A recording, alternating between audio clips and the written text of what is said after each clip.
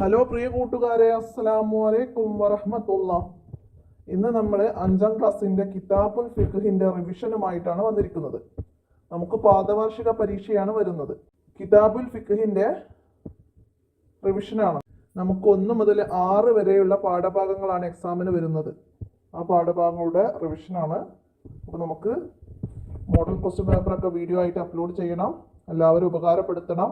കൂട്ടുകാർക്കൊക്കെ share ചെയ്ത് കൊടുക്കണം. നമുക്ക് ഇന്ന് ഒന്നാമത്തെ പാഠഭാഗം അഹ്കാമുദ്ദീനിയ, ശർഈയായ വിധികൾ, മതപരമായ വിധികൾ. അഹ്കാമുദ്ദീനിയ എത്ര ഏവ, അത് 5 എണ്ണാണ്. ഏതൊക്കെയാണ്?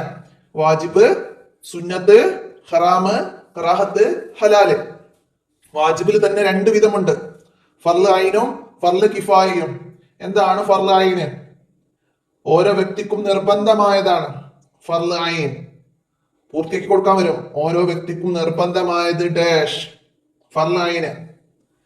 ഫർള് ഐനിൽ പെട്ടതാണ് മയ്യിത്ത് നിസ്കാരം, 5 വക്ത് നിസ്കാരം, സുന്നത്ത് നിസ്കാരം എന്നൊക്കെ പറഞ്ഞ് നമുക്ക് ഓപ്ഷൻ തന്നാൽ ഫർള് ഐനിൽ പെട്ടതാണ് എന്ത്? 5 വക്ത് നിസ്കാരം. നമുക്ക് അതങ്ങനെ എടുത്തെഴുതാനൊക്കെ കഴിയണം. ഫർള് കിഫായ എന്താണ്?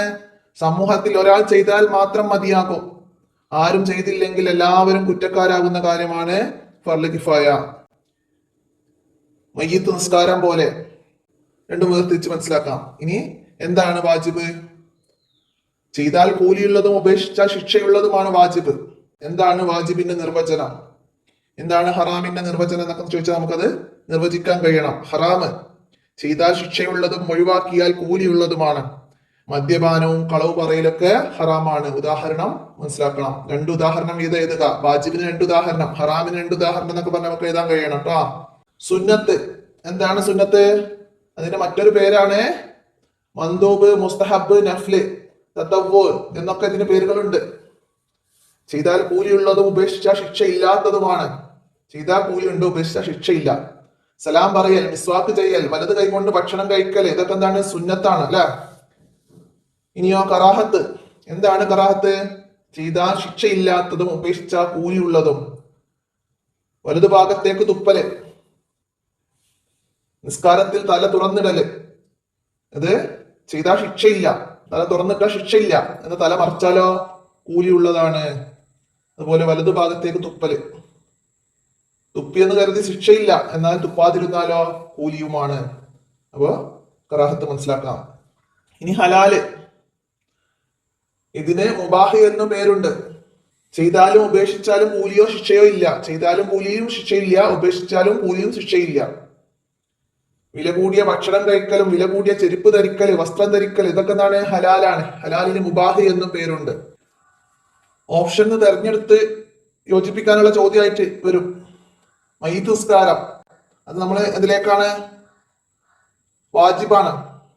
അതില് ഫർള് കിഫായയിൽ പെട്ടതാണ്. അപ്പൊ അത് നമുക്ക് എഴുതാൻ കഴിയണം. മയ്യിത്ത് നിസ്കാരം എന്നാൽ ഫർള് നിസ്കാരവും വാജിബ് ഉണ്ടെങ്കിൽ വാജിബിലേക്ക് തന്നെ മാച്ച് ചെയ്യണം. അത് ഫർള് ഐനാണ്. അത് ആ 2 രീതിയിലൂടെ മനസ്സിലാക്കണം. വാജിബിലേക്ക് മാച്ച് ചെയ്യാം, അതിൽ തന്നെ ഫർള് കിഫായയും ഫർള് ഐനും വരുന്നതും മനസ്സിലാക്കണം. ഇനി കളവ് പറയൽ എന്തിലേക്കാണ്? ഹറാമ്. അങ്ങനെ ഓരോന്നിന്റെയും ഉദാഹരണങ്ങൾ മനസ്സിലാക്കി നമുക്ക് മാച്ച് ചെയ്യാൻ കഴിയണം. തദ്രിബാത്തിൽ വന്ന ചോദ്യങ്ങളൊക്കെ മനസ്സിലാക്കാം. അതുപോലെ നമുക്ക് ചോദ്യം വരും, ഫർള് ഐൻ എന്നാൽ എന്ത്? എന്താണ് ഫർള് ഐന്? ഒക്കെ നമ്മൾ പറഞ്ഞു, ഓരോ വ്യക്തിക്കും നിർബന്ധമായതാണ് ഫർള് ഐന്. അപ്പൊ അങ്ങനൊക്കെ എഴുതാൻ കഴിയണം. നിർവചിക്കാന്ന് പറഞ്ഞാലും അത് എന്താന്ന് മനസ്സിലാക്കി എഴുതുകയാണ് വേണ്ടത്. ഇത്രയാണ് ഒന്നാമത്തെ പാഠത്തിൽ മനസ്സിലാക്കാന്. ഇനി 2ാമത്തെ പാഠം അഹമ്മിയത്തുസ്സലാം, നിസ്കാരത്തിന്റെ പ്രാധാന്യം. അതിനെ കുറിച്ചാണ് നമ്മൾ പാഠത്തിൽ പഠിച്ചത്. നിസ്കാരം മുസ്ലിമിന്റെ ശാരീരികമായ മഹത്തായ ഇബാദത്താകുന്നു. പൂർത്തിയാക്കി കൊടുക്കാൻ വരും. മുസ്ലിമിന്റെ ശാരീരികമായ മഹത്തായ ഇബാദത്താകുന്നു നിസ്കാരം. പ്രായപൂർത്തിയും ശ്രദ്ധയുള്ള എല്ലാ മുസ്ലിമിനും ബുദ്ധി നിലനിൽക്കുന്ന കാലം മുഴുവനും നിസ്കരിക്കൽ വാജിബാണ്. സമയമായാൽ ഉടനെ നിസ്കരിക്കണം, അല്ലെങ്കിൽ സമയം കഴിയും മുമ്പ് നിസ്കരിക്കുമെന്ന് ഉറപ്പിച്ചു കരുതണം. ഇവ 2-1 പാലിച്ചില്ലെങ്കിൽ കാരണമുണ്ടായിട്ടും നിസ്കാരം നഷ്ടപ്പെട്ടാലും അവൻ കുറ്റകരമാണ്. അപ്പൊ അത് മനസ്സിലാക്കാം. നിസ്കാരത്തിന് തടസ്സങ്ങൾ ഉണ്ടായാൽ എന്താണ്? ആ നിസ്കാരം ഖളാ വീട്ടണം. ഏതെല്ലാം കാരണങ്ങൾ കൊണ്ടാണ് നിസ്കാരത്തിന് തടസ്സം സംഭവിക്കുന്നത്? എന്താണ്? ഭ്രാന്ത്, ബോധക്ഷയം, ഹയല്, നിഫാസ് തുടങ്ങിയ തടസ്സങ്ങൾ ഉണ്ടായാൽ ആ നിസ്കാരം ഖളാ വീട്ടൽ നിർബന്ധമാണ്. എന്നാൽ ഹയലും നിഫാസും ആ സമയത്ത് നിസ്കാരം ഹറാമാണ്. എന്നാൽ ചുരുങ്ങിയ രൂപത്തിൽ നിസ്കരിക്കാൻ നമുക്ക് അവിടെ സമയം ലഭിച്ചിട്ടുണ്ട്. ഏതവസ്ഥയില്? ഹയല്, നിഫാസ്, അതുപോലെ ഭ്രാന്ത്, ബോധക്ഷയം ഈ സമയത്ത്, അതായത് നമുക്ക് ളുഹറിന്റെ സമയം തുടങ്ങി, ആ സമയത്ത് തുടങ്ങിയ സമയത്തൊന്നും നിസ്കരിക്കാൻ കഴിഞ്ഞില്ല. എന്നാൽ ചുരുങ്ങിയ സമയം അവിടെ ലഭിച്ചു, നമുക്ക് നിസ്കരിക്കാൻ കഴിഞ്ഞില്ല. അവിടുന്ന് കുറച്ച് സമയം കഴിഞ്ഞപ്പോൾ നമുക്ക് ഹയലോ, നിഫാസോ, ഭ്രാന്തോ, ബോധക്ഷയൊക്കെ ഉണ്ടായി. അപ്പൊ നമ്മൾ എന്ത് ചെയ്യണം? ആ ചുരുങ്ങിയ സ്വരൂപത്തിൽ നിസ്കരിക്കാൻ സമയം ലഭിച്ച ശേഷം ഈ അവസ്ഥകൾ ഉണ്ടായാൽ അവർ ആ നിസ്കാരം ഖളാ വീട്ടൽ നിർബന്ധമാണ്. തടസ്സങ്ങൾ നീങ്ങിയാൽ എന്താണ് ചെയ്യേണ്ടത്? ഒരു തക്ബീറിന് സമയം മാത്രം ബാക്കിയിരിക്കെ തടസ്സങ്ങൾ നീങ്ങിയാൽ ആ നിസ്കാരം അതിനു മുമ്പുള്ള നിസ്കാരവും ഇതോടൊപ്പം ജംആക്കപ്പെടുന്നതാണെങ്കിൽ അത് നിസ്കരിക്കൽ വാജിബാണ്. ഒരു തക്ബീറിനുള്ള സമയം ലഭിച്ചാല് ആ നിസ്കാരവും അതിനു മുമ്പുള്ള നിസ്കാരവും ഇതോടൊപ്പം ജംആക്കി നിസ്കരിക്കാവുന്നതാണ്. അപ്പൊ അത് മനസ്സിലാക്കുക. അതായത് നമുക്ക് നിസ്കരിക്കാൻ ഒരു തക്ബീർ ചൊല്ലാനുള്ള സമയമുണ്ട്. അപ്പൊ നമ്മൾ എന്ത് പറയണം ആ സമയത്ത്? ഞാൻ ഈ നിസ്കാരത്തെ അടുത്ത നിസ്കാരത്തിലേക്ക് പിന്തിച്ച് ജമാക്കുന്നു എന്ന് മനസ്സിൽ കരുതിക്കൊണ്ട് അടുത്ത നിസ്കാരത്തിന്റെ കൂടെ നിസ്കരിക്കണം. ഇതൊക്കെയാണ് ഇവിടുന്ന് മനസ്സിലാക്കേണ്ടത്. നഷ്ടപ്പെട്ട നിസ്കാരങ്ങൾ ഖളാ വീട്ടണം. കാരണമില്ലാതെ നഷ്ടപ്പെട്ട നിസ്കാരം ഉടനെ ഖളാ വീട്ടലും, ആസന്നമായ നിസ്കാരം ഖളാ ആകില്ലെങ്കിൽ അതിനേക്കാൾ മുന്തിക്കലും നിർബന്ധമാണ്. നഷ്ടപ്പെട്ടു, അസ്ർ നിസ്കരിക്കാൻ പോവുകയാണ്. അപ്പൊ അസ്ർ ഖളാ ആവൂലെങ്കിൽ ആദ്യം നിസ്കരിക്കേണ്ടത് ളുഹറാണ് എന്നാണ് അവിടുന്ന് മനസ്സിലാക്കേണ്ടത്. അനിവാര്യമായ ഭക്ഷണം, ഉറക്കം, ജോലി പോലുള്ളവക്കല്ലാത്ത മുഴുവൻ സമയവും നഷ്ടപ്പെട്ട നിസ്കാരം ഖളാ വീട്ടാൻ ഉപയോഗിക്കണം. അനിവാര്യമായ ഭക്ഷണം, അതായത് നമുക്ക് കഴിക്കേണ്ട, ആവശ്യത്തിന് കഴിക്കേണ്ട ഭക്ഷണങ്ങൾ, അതായത് നമുക്ക് ആരോഗ്യം നിലനിർത്താൻ രാവിലെ, ഉച്ചക്ക്, വൈകിട്ട് അങ്ങനെയുള്ള സമയനിഷ്ഠമായിട്ടുള്ള നമ്മൾ ഭക്ഷണം കഴിക്കുന്നത്. അതുപോലെ ഉറക്കം, ജോലി, നമ്മൾ ഉറങ്ങേണ്ട സമയമുണ്ട്, അതുപോലെ ജോലി ചെയ്യേണ്ട സമയമുണ്ട്. ഈ സമയത്തൊക്കെ എന്താണ് കഴിച്ച് ബാക്കി എല്ലാ സമയത്തും നമ്മൾ നഷ്ടപ്പെട്ട സംസ്കാരം ഖളാ വീട്ടാനാണ് ഉപയോഗിക്കേണ്ടത്. നിങ്ങള് തദ്രിബാത്തിൽ വന്നതൊക്കെ നമ്മൾ മനസ്സിലാക്കി പഠിക്കണം. നിസ്കാരത്തിനുള്ള തടസ്സങ്ങൾ ഏത്? ഉറക്കം കാരണം നിസ്കാരം നഷ്ടപ്പെട്ടാൽ എന്ത് ചെയ്യണം? ഉറക്കം കാരണം നിസ്കാരം നഷ്ടപ്പെട്ടാല് അവര് ആ നിസ്കാരം ഖളാ വീട്ടണം, ഉടനെ ഖളാ വീട്ടണം. സമയമായാൽ ഉടനെ നിസ്കരിക്കാൻ സാധിക്കാത്തവർ എന്താണ് ചെയ്യേണ്ടത്? സമയം കഴിയും മുമ്പ് നിസ്കരിക്കുമെന്ന് ഉറപ്പിച്ച് കരുതണം. സമയമായ ഉടനെ നിസ്കരിക്കാൻ കഴിയാത്തവര് സമയം കഴിയും മുമ്പ് നിസ്കരിക്കുമെന്ന് ഉറപ്പിച്ച് കരുതണം. പിന്നെ ഒരാൾ നിസ്കാരം നഷ്ടപ്പെട്ടതിന്റെ പേരിൽ കുറ്റക്കാരാകുന്നത് എപ്പോഴാണ്? സമയമായ ഉടനെ നിസ്കരിക്കുകയോ അല്ലെങ്കിൽ സമയം കഴിയും മുമ്പ് നിസ്കരിക്കുമെന്ന് ഉറപ്പിച്ച് കരുതുകയോ ചെയ്തില്ലെങ്കിൽ, പിന്നീട് കാരണമുണ്ടായിട്ടും നിസ്കാരം നഷ്ടപ്പെട്ടാലും അവൻ കുറ്റക്കാരനാകും. അതൊക്കെ മനസ്സിലാക്കി പാഠഭാഗം നന്നായി പഠിക്കാം. നമുക്ക് മൂന്നാമത്തെ പാഠം അന്നജാസാത്തു വ തത്ഹീറുഹാ എന്നാണ്. നജസിൽ നിന്ന് ശുദ്ധിയാവൽ. നജസിൽ നിന്ന് ശുദ്ധിയാവൽ, മാലിന്യവും അവയുടെ ശുദ്ധീകരണവും, അതാണ് നമ്മൾ മനസ്സിലാക്കുന്നത്. നിസ്കാരത്തിന്റെ ഷർത്തുകളിൽ പെട്ടതാണ് നജസിൽ നിന്ന് ശുദ്ധിയാവൽ. നിസ്കാരം ശരിയാവുന്നതിന് തടസ്സമാകുന്ന മാലിന്യങ്ങൾക്കാണ് നജസ് എന്ന് പറയുന്നത്. നജസുകൾ 3 വിധമാണ്. നജസുകൾ എത്ര ഏതെല്ലാം? മുഹഫഫ്, മുഅല്ലല്, മുതവസ്സിത്ത്. നജസുകൾ 3 വിധമാണ്. എന്താണ് മുഹഫഫ്? 2 വയസ്സ് പൂർത്തിയാകാത്ത, പാലല്ലാത്ത, മറ്റൊന്നും ഭക്ഷിക്കാത്ത ആൺകുട്ടിയുടെ മൂത്രം മുഹഫഫാണ്. അത് ശുദ്ധീകരിക്കുന്ന രീതി എങ്ങനെയാണ്? മുഹഫഫായ നജസ് ശുദ്ധീകരിക്കുന്ന രീതി എങ്ങനെ? തടിയുണ്ടെങ്കിൽ നീക്കി മൂത്രത്തെക്കാൾ കൂടുതൽ വെള്ളം ആ ഭാഗത്ത് കുടഞ്ഞാൽ മതി. അങ്ങനെയാണ് മുഹഫഫായ നജസ് വൃത്തിയാക്കേണ്ടത്. മുഹഫഫായ നജസിലേക്ക് ഉദാഹരണം എഴുതാമെന്ന 2 വയസ്സ് തികയാത്ത, പാലല്ലാത്ത, മറ്റൊന്നും ഭക്ഷിച്ചിട്ടില്ലാത്ത ആൺകുട്ടിയുടെ മൂത്രം. ഇനി മുഅല്ലല് ഗൗരവമായ നജസാണ്. നായ, പന്നി എന്നിവയും ഇവയിൽ നിന്ന് മറ്റൊരു ജീവിയോടുകൂടി ജനിച്ചവയും മുഅല്ലലാണ്. മുഅല്ലലായ നജസ് ശുദ്ധിയാക്കണമെങ്കിൽ 7 തവണ കഴുകണം. അതിൽ 1 ശുദ്ധമായ മണ്ണ് കലക്കിയ വെള്ളം കൊണ്ടാവണം. നജസിന്റെ തടി ഉണ്ടെങ്കിൽ ആദ്യം അത് നീക്കണം. അതിനുവേണ്ടി എത്ര തവണ കഴുകിയാലും 1 തവണ കഴുകിയതായാണ് അത് പരിഗണിക്കുക. ബാക്കി 6 തവണ പിന്നെയും കഴുകണം. അതിൽ 1 തവണ മണ്ണ് കലക്കിയ വെള്ളം കൊണ്ടായിരിക്കണം. മുത്തവസ്സിത്ത് മലമൂത്രം, രക്തം, ജലം, മദീ, വദീ, ലഹരിദ്രാവകങ്ങൾ ആമാശയത്തിലെത്തിയ ശേഷം ഛർദ്ദിച്ചത്,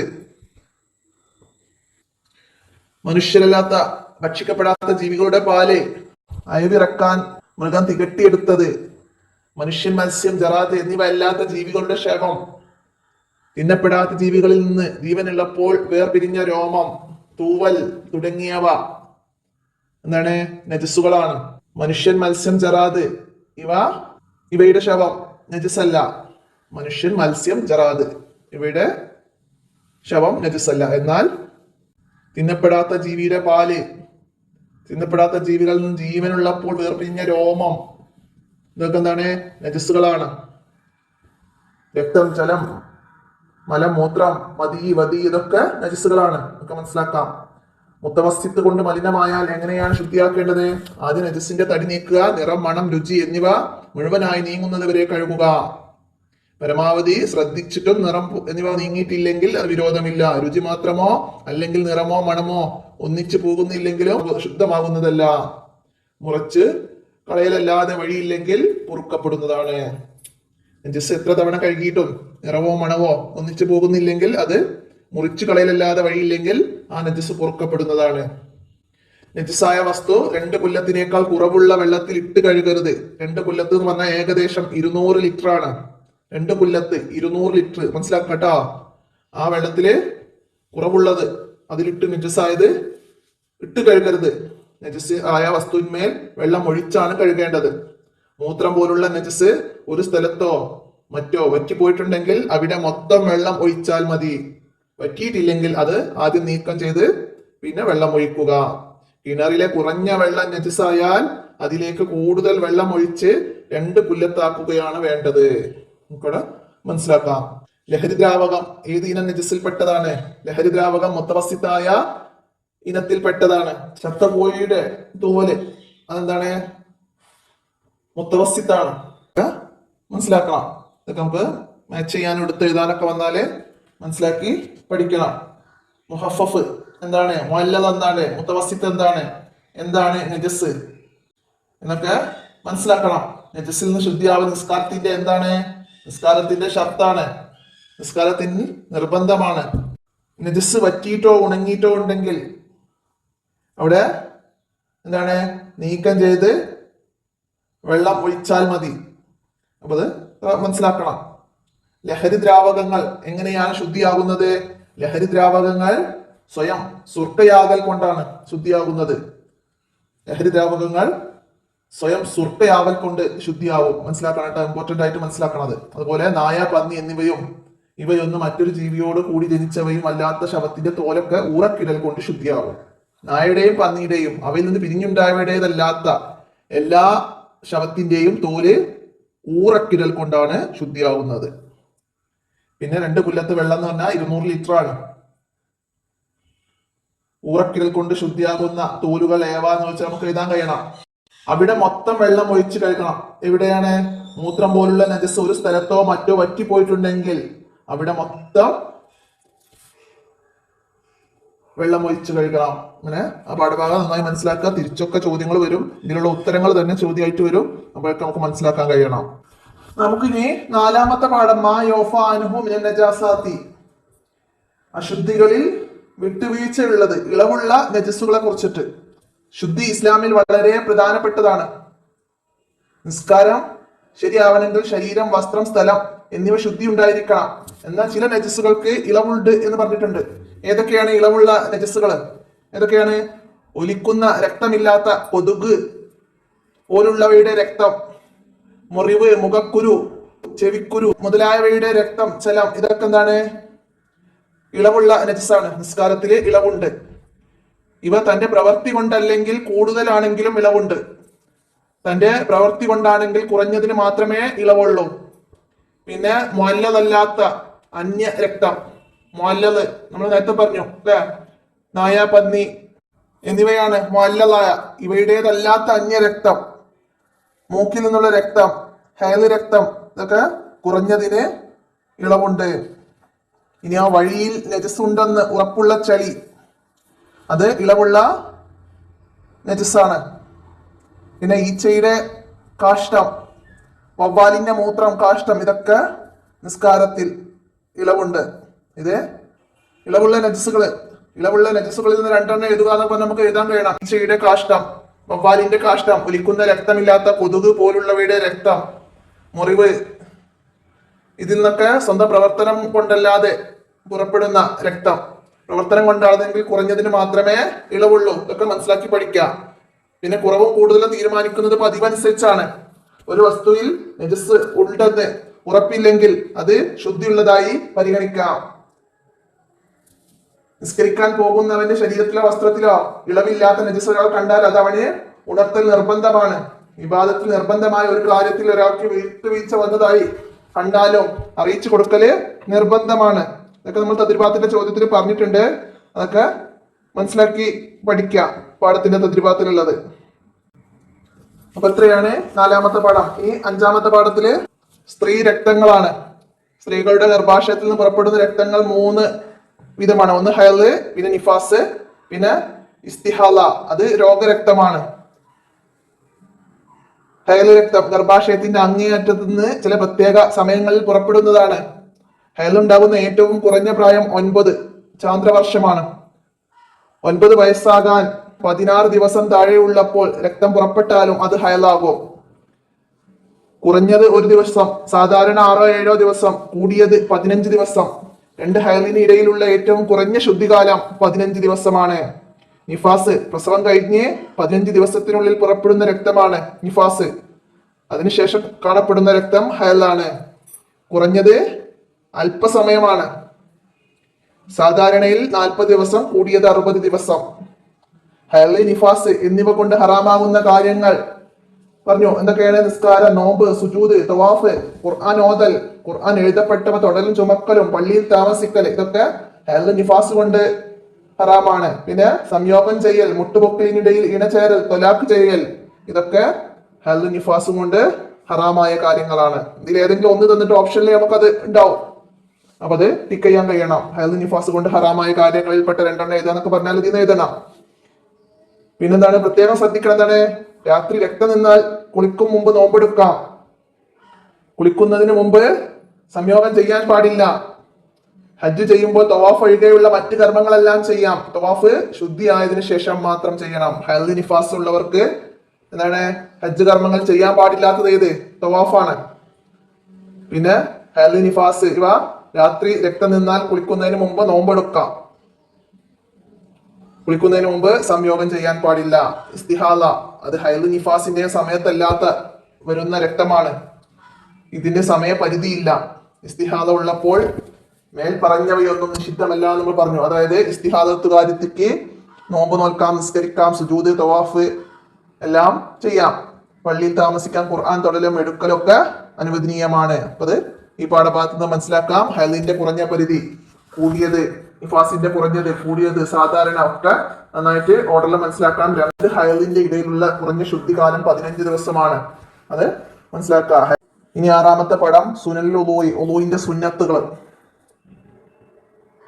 നിസ്കാരവും മറ്റു പല ഇബാദത്തുകളും സ്വഹീഹാവണമെങ്കിൽ ഉളൂ അനിവാര്യമാണ്. അതിന് ഷർത്തുകളും ഫർളുകളും ഒക്കെ ഉണ്ട്. അത് പൂർണ്ണതയിലെത്താൻ സുന്നത്തുകളും കൂടി പരിഗണിക്കണം. ഉളൂ പൂർണ്ണതയിലെത്താൻ പരിഗണിക്കണം എന്ത്? സുന്നത്തുകൾ കൂടി. ഉളൂവിന്റെ സുന്നത്തുകൾ: കിബിലക്ക് മുന്നിടുക, കിബിലയിലേക്ക് തിരിയുക, ഉളൂവിന്റെ സുന്നത്തിനെ ഞാൻ വീട്ടുന്നു എന്ന് കരുതുക, 2 മുൻകൈ ഒന്നിച്ച് കഴുകുന്നതോടൊപ്പം അഊദു ബിസ്മി, 2 ഷഹാദത്ത്, അൽഹംദുലില്ലാഹി അല്ലദീ ജഅലൽ മാഅ തുഹൂറ എന്നിവ ചൊല്ലുക. ഭാഗം പൂരിപ്പിക്കാൻ വരും കേട്ടോ. പിന്നെ മിസ്വാക്ക് ചെയ്യുക. നോമ്പുകാർ ഉച്ചക്ക് ശേഷം മിസ്വാക്ക് ചെയ്യൽ കറാഹത്താണ്. മിസ്വാക്ക് ചെയ്യൽ ഉച്ചക്ക് ശേഷം കറാഹത്താണ്. ആർക്ക്? നോമ്പുകാർക്ക്. വായിൽ വെള്ളം കൊപ്പിളിക്കുക, അതോടൊപ്പം മൂക്കിൽ വെള്ളം കയറ്റി പുറത്തേക്ക് കളയുകയും ചെയ്യുക. അവ രണ്ടും ഒരേ കോരൽ കൊണ്ടായിരിക്കണം. ഇത് രണ്ടും നോമ്പില്ലാത്തവർ പരമാവധി കൂടുതൽ ചെയ്യാം. ഇങ്ങിയ താടി ഉള്ളിൽ കഴുകുക, കൈകാലുകളിൽ വലത് ഭാഗത്തെ മുന്തിക്കുക, കൈകാലുകൾ വിരലുകൾ വിടർത്തി കഴുകുക, തല മുഴുവനും തടവുക, 2 ചെവി ഉള്ളും പുറവും ഒന്നിച്ച് തടവുക, അവയവങ്ങൾ ഉരച്ചു കഴുകുക, കൈകാലുകൾ മുഖം എന്നിവ കയറ്റി കഴുകുക. മേൽ പറഞ്ഞവയെല്ലാം 3 തവണ ചെയ്യുക. 3-നേക്കാൾ കൂടുതലും കുറയലും കറാഹത്താണ്. തുടർച്ചയായി ചെയ്യുക. മടമ്പ്, പീളക്കുഴി എന്നിവ ശ്രദ്ധിച്ചു കഴുകുക.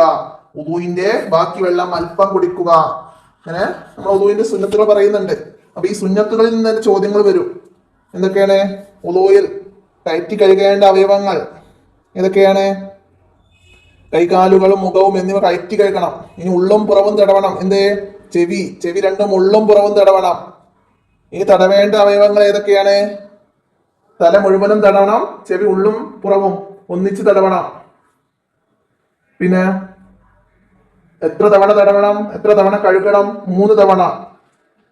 ഉദൂയിലെ അവയവങ്ങൾ 3 തവണ കഴുകണം. കൂടുതലും കുറയിലും എന്താണ് വിധി? കറാഹത്താണ്. പിന്നെ ശ്രദ്ധിച്ച് കഴുകേണ്ട ഭാഗങ്ങൾ ഏതൊക്കെ? മടമ്പ്, പീളക്കുഴി, ഇതൊക്കെ ശ്രദ്ധിച്ച് കഴുകണം.